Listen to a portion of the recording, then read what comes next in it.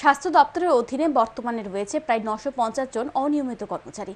এদের মধ্যে অনেকেই রয়েছেন যারা বহু বছর ধরে কাজ করছেন ক্যাজুয়াল, আবার কেউ ডিআরডব্লিউ হিসেবে। পূর্বতন বাম সরকারের সময় নিয়ম ছিল 10 বছর চাকরি করার পরে তাদের নিয়মিতকরণের, কিন্তু বর্তমান সরকার ক্ষমতায় আসার পরে সেই সময় বন্ধ করে দেয় বলে অভিযোগ। অথচ বিজেপি জোট সরকার ক্ষমতায় আসার পরে তাদের নিয়মিতকরণের আশ্বাস দেওয়া হয়েছিল, অথচ এখনও তাদের নিয়মিতকরণের কোনো সুরাহা হয়নি।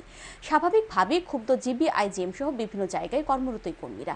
অভিযোগ, তারা দপ্তরের কাছে বহুবার চিঠি দিলেও কোনো সাড়া পায়নি।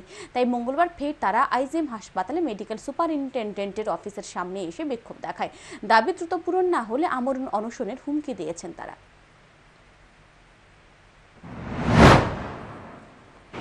আমাদের কাছে নিয়মিত করুক, নিয়মিত করে আমাদের যে অন্যান্য কর্মচারীর মতো সুযোগ সুবিধা যদি প্রদান করে, আমরা অবসরে চলে যাওয়ার আগে অন্তত কিছুটা দিন আমরা নিয়মিতকরণের স্কেল পেয়ে অন্তত আমরা বাঁচার মতন একটা জীবন যাতে আমরা পাই, এর জন্য আমরা সরকারের কাছে আমরা বিনতভাবে অনুরোধ রাখছি।